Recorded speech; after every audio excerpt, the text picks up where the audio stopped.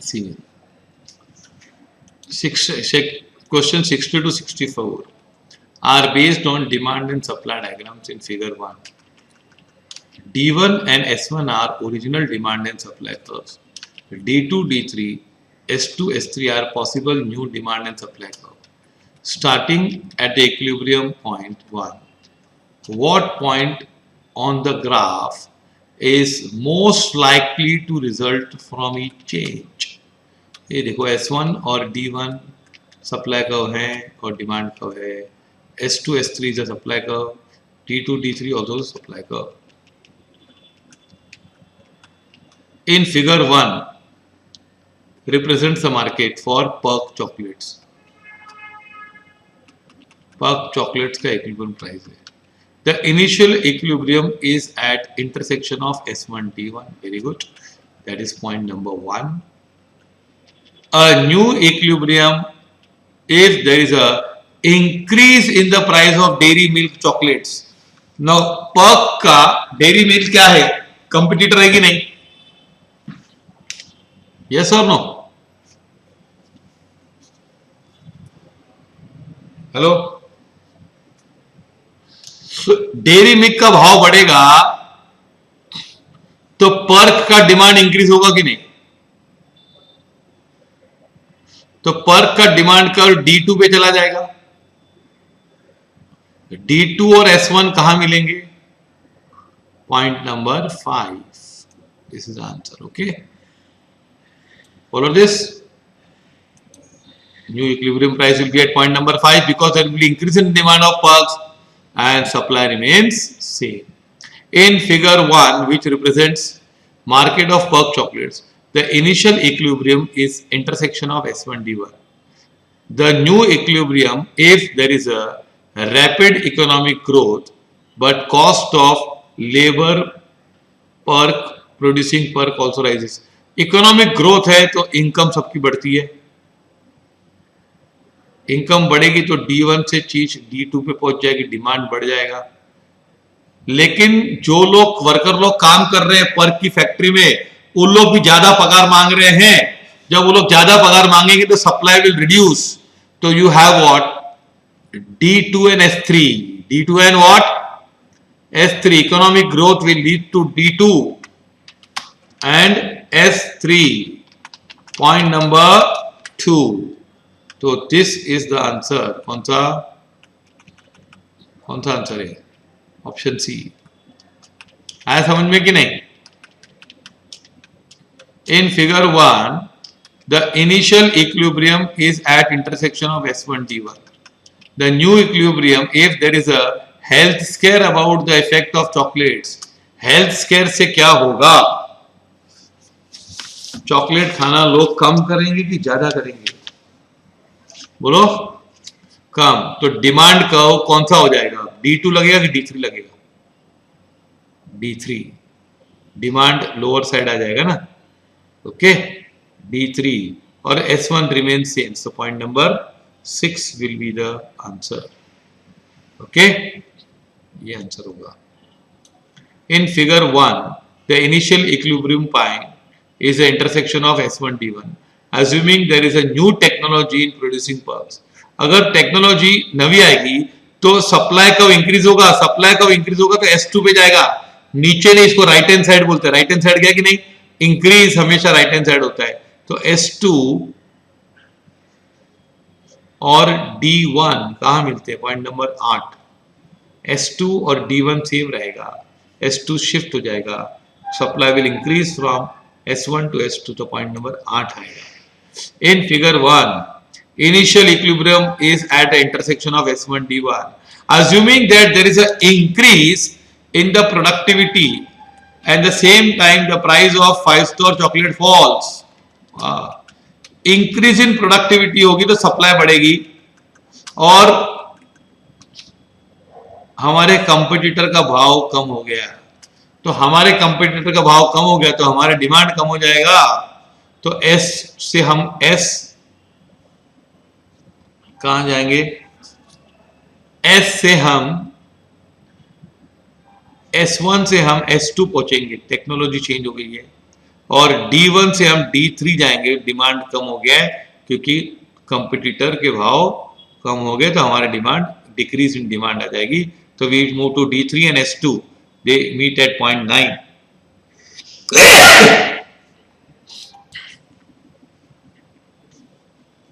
Follow this. In the long run, monopolistic competitive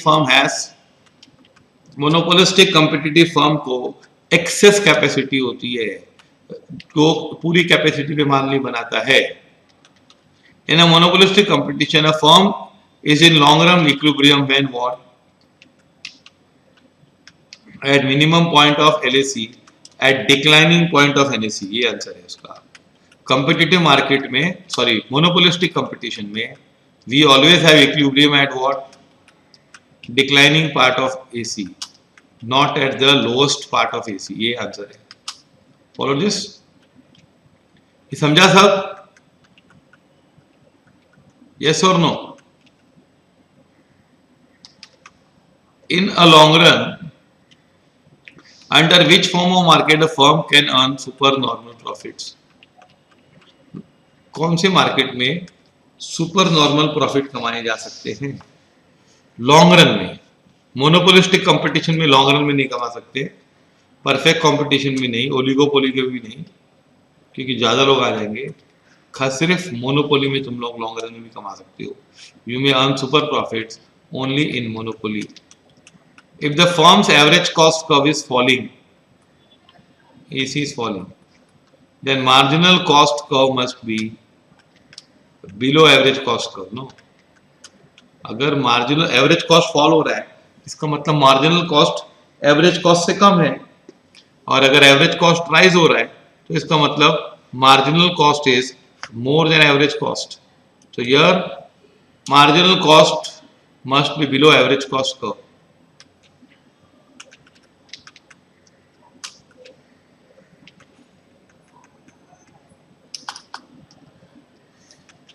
A monopolist is able to maximize his profits when? कब वो profit maximise कर सकता है? When his output is maximum, he charges highest price, his average cost is minimum. No, his marginal cost is equal to marginal revenue. ज्यादा भाव charge करना, ज्यादा बनाना, cost कम करना, ये नहीं होता है. MC should be equal to MR. That is a general condition for equilibrium, which is applicable even to a monopolist. In perfect competition, excess capacity always exists. Excess capacity never exists. Excess capacity may or may not exist. Imperfect competition में हमेशा excess capacity होती है. ये ऐसा क्यों बोल रहे हैं? इसके पहले एक फॉलिंग पार्ट वाला आया तो वो भी शायद ठीक से तुमको नहीं समझा, लेकिन पहले मैं समझा चुका हूं एक दो बार, फिर एक बार समझाऊंगा. देखो क्या होता है, कंपिटिटिव मार्केट होता है ना, लॉन्ग रन में कोई भी मार्केट में प्रॉफिट नहीं होता है. Average cost is equal to average revenue except in monopoly. ना हियर क्या होगा, परफेक्ट कंपटीशन में हमको ये है AC कर्व, ये है MC कर्व, ये LAC कर्व है. ओके, अब है ना रेवेन्यू इतनी होगी, मतलब ये AR is equal to MR और MC यहां मिलेगा, और यहाँ पे होगा तो प्रॉफिट लॉस नहीं होगा. और ये पॉइंट होगा ना, ये क्या होगा, minimum point of AC, that is optimum firm. अब है ना मोनोपोली में अगर हमको है ना ये AR है और ये MR है. ओके,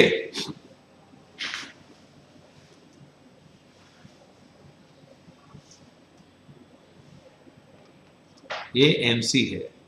अब है ना इक्विलिब्रियम होगा ना, ये पॉइंट पे है. अब ये पॉइंट पे नो प्रॉफिट लॉस ऑफ सी ना, तो ये हमारा ऐसा आएगा. तो यहां पे इक्विलिब्रियम आया AC का, है ना. ये देखो MC is equal to MR, और यहाँ पे हमको प्रॉफिट लॉस नहीं चाहिए, AR और AC सेम चाहिए, प्रॉफिट लॉस नहीं चाहिए. तो क्या होगा, you are on the falling part और नॉट, एंड ये ऑप्टिमम पॉइंट है. कौन सी पॉइंट, देखो मैं और अच्छी तरह से बनाने की कोशिश कर रहा हूं।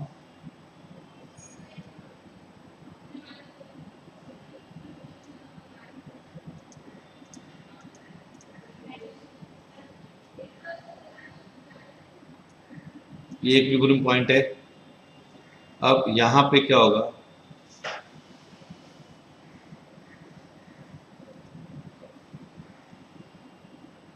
ये AC कर्व है, तो ये AC will be equilibrium falling part पे आया। यहां पे क्या है देखो, यहां पे एकदम लोएस्ट पॉइंट पे आया, यहां पे फॉलिंग पार्ट पे आया, और ये बेस्ट पॉइंट है, ये वाला पॉइंट बेस्ट है, ये वाला जहां पे AC मिनिमम है। तो ये क्या होगा, you are on the falling part and this is excess capacity. Okay,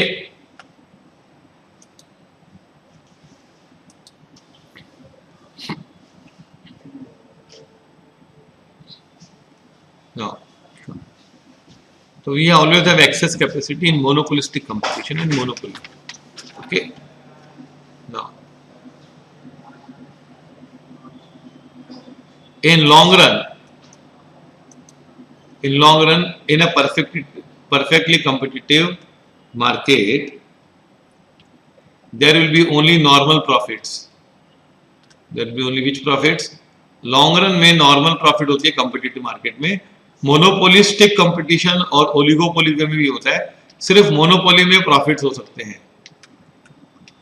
in a perfect competition utilisation of resources is partial, moderate, full, and perfect competition में फुल यूटिलाइजेशन होता है। You are at optimum point of AC curve. Which of the following statement is false? इसमें से कौन सी चीज झूठी है? For a equilibrium the main condition is MC is equal to MR। ये बात सही है, ट्रू है। AR curve and demand curve are the same, ये बात भी सही है। MC and AC curves are U-shaped in every market, yes। MC curves, cost curves depends upon short run and long run, it has nothing to do with the market। Revenue curves are based on market, so none of the above is false, all are true, all are true। mark 73 का answer क्या है? none of the above। if MR is equal to MC is equal to MR and MR MC cuts MR curve from below, it is a true equilibrium condition in short run, long run, both short run long run। yes, answer is both short run and long run, दोनों में same condition है। MC should be equal to MR। when the price is less than average variable cost at profit maximizing level, अब profit maximize level पे price is less than average cost, average variable से भी कम है, average variable cost से भी कम है। सुनते हो तुम लोग? तुम वेरिएबल कॉस्ट भी नहीं कवर कर रहे हो। The firm should what? Firm should continue और shut down. Firm should shut down since it cannot recover what? It is unable to recover variable cost also। Produce MC is equal to MR if operating in short run। Produce where MC is equal to MR। अरे वहां पे ही तो है, वहां पे तो average cost कम है। Produce when air MC is equal to MR if operating in long run। No, ये क्या है? You should shut down as you are not even covering variable cost। A firm produces is shut down point when average total cost equals to profit maximizing output। Average total cost AC is equal to profit maximizing level of output। No, कभी shut down करना चाहिए। Average variable cost equal to price, fix cost,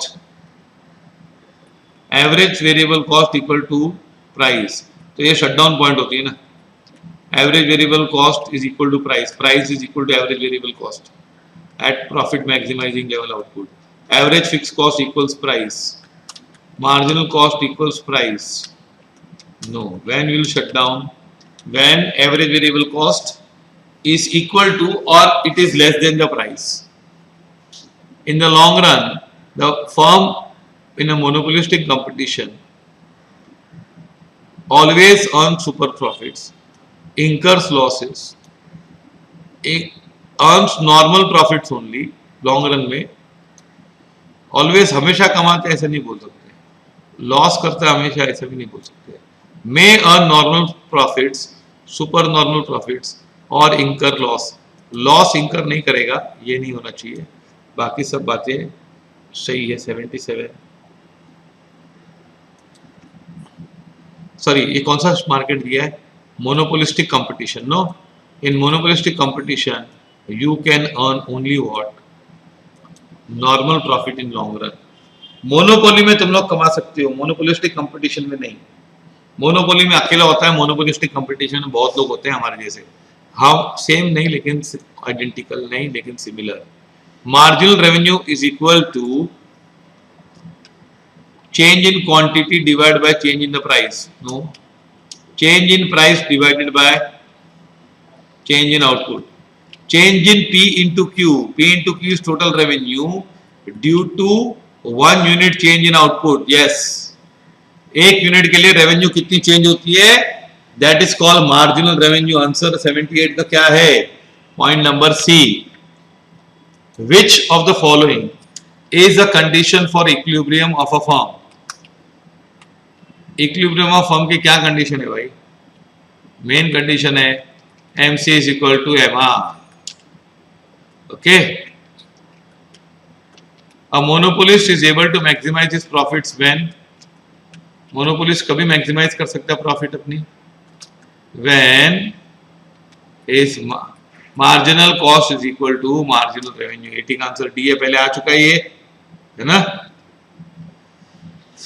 highest price output बनाएगा तो भी profit maximise नहीं होती, highest price charge करेगा तो भी नहीं होगा, कॉस्ट मिनिमाइज करेगा तो भी नहीं होगा। Access capacity is an essential characteristic of the firm in the market from form of its essential characteristics of the firm, excess capacity, excess capacity किसमें होती है, मोनोपोली में होती है ना, और नहीं मोनोपोली में होती है, हाँ एक्चुअली मोनोपोलिस्टिक कंपटीशन में भी हो सकती है। असेंशियल कैरेक्टरिस्टिक्स जो है ना, मोनोपोली में हो सकती है लेकिन जरूर प्रॉफिट्स होगा तो नहीं होगी। You right the answer, monopolistic competition. Access capacity is essential characteristics of monopolistic competition, okay. Profits of the firm will be more at MC is equal to MR, additional revenue from extra unit equals to additional cost, ये भी वही बात है, MR is equal to MC, same बात है, both the above, yes, the answer is both the above. Follow this.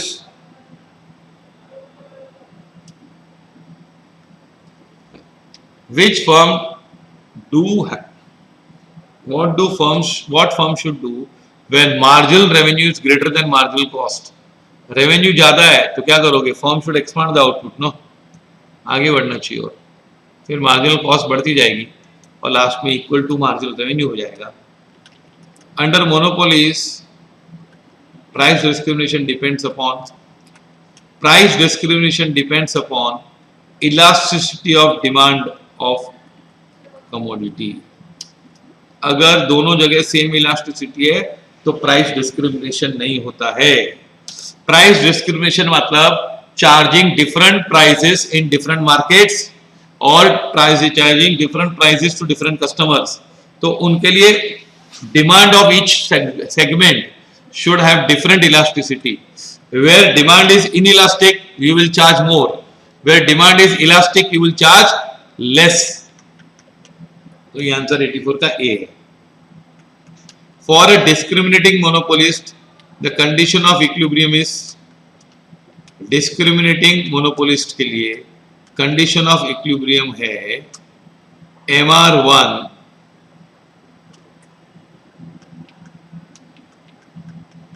Is greater then MR2 या फिर MRA first market is equal to second market is equal to MC. This is a condition. दोनों markets के MR of first customer is equal to MR of second customer is equal to MC. ये condition है. Follow this for a discriminating monopolist. ये याद रखना, discriminating monopolist में क्या होता है, elasticity of demand determines discrimination and your equilibrium is MRA is equal to MRB is equal to MRC. Okay. If a seller obtains 3,000 after selling 50 units and 3,100 after selling 52 units, तो देखो इसने कितने units extra बेचे. पहले 50 था और ये 52 हो गया, 2 यूनिट बेचे. 2 यूनिट में कितना एक्स्ट्रा हुआ, 100 रुपया ना. तो 1 यूनिट का कितना, 50 रुपीज, 50 है ना. तो marginal revenue will be 50. A firm will close down in the short period if average revenue is less than average variable cost. आगे नहीं. For maximum profit, the condition is MR is equal to MC. MR is equal to MC. If price is forced to stay below equilibrium price, अगर तुम लोग भाव equilibrium से कम करते हो तो वहां पे सप्लाई कम हो जाएगी, प्राइस कम है क्योंकि जो भाव होना चाहिए उससे भी कम रख रहे हो और डिमांड ज्यादा होगा. तो क्या होगा, excess supply exist, no. Excess demand exists, no. Either A or B, yes. Excess demand exists, yes or no. हाँ कि नहीं. प्राइस कम है ना, अगर 6 रुपया भाव होना चाहिए, इक्विलिब्रियम प्राइस है. If price is forced to stay below equilibrium price, तो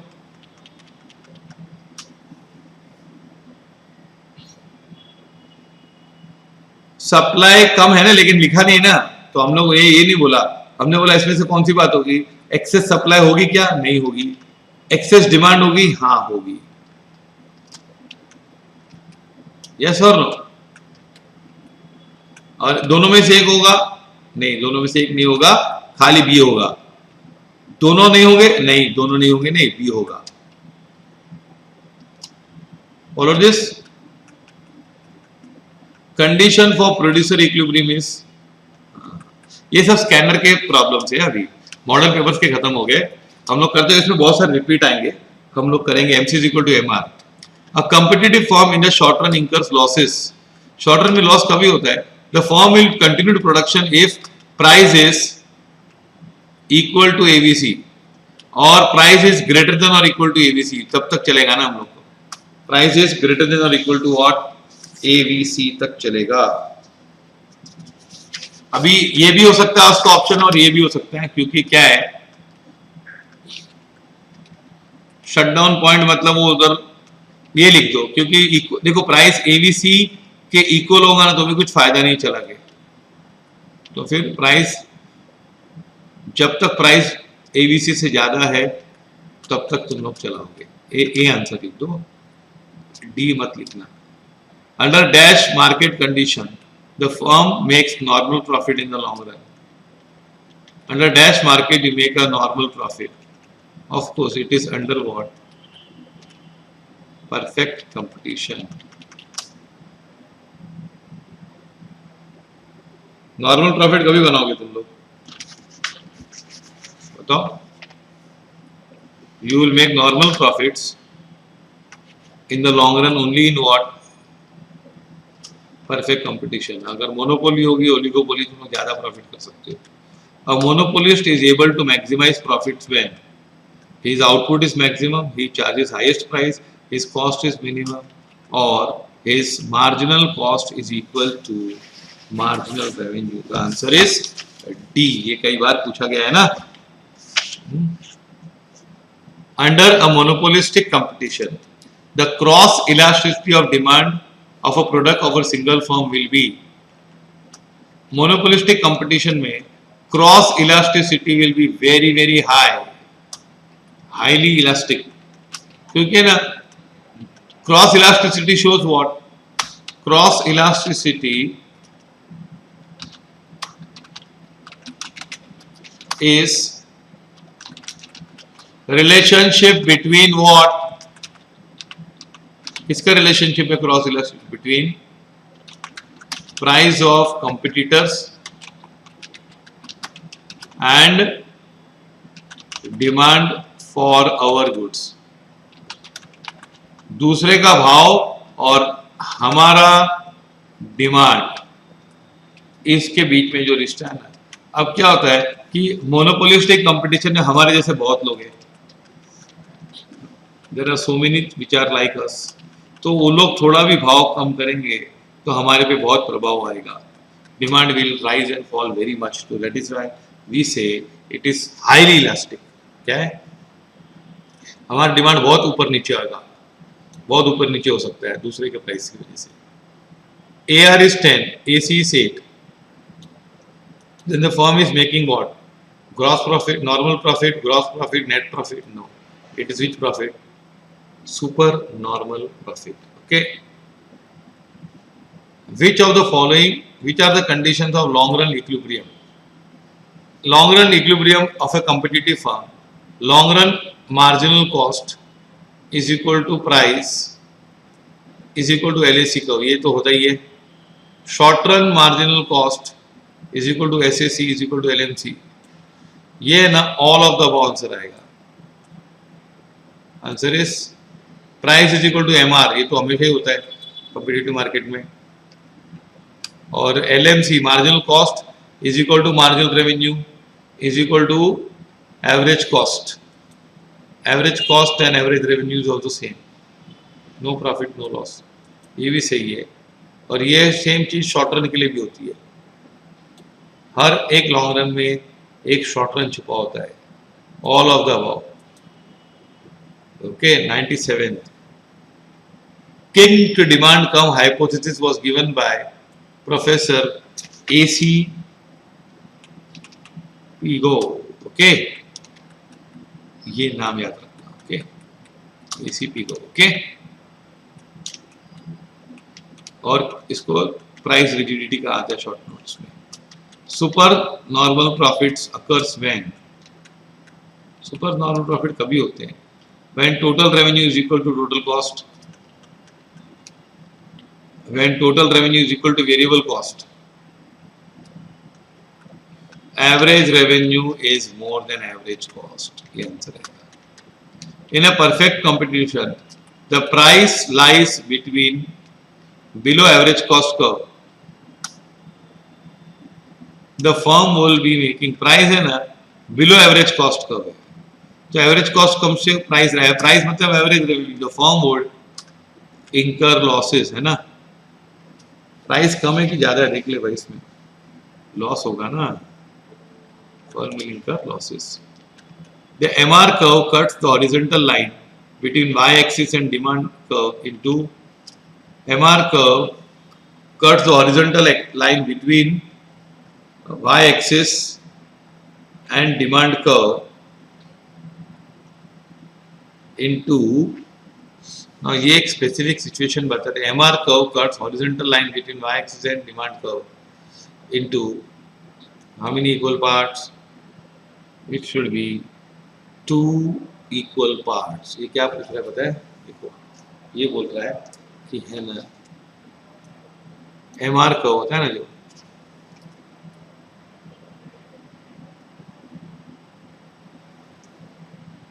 ये डिमांड कर्व है AR.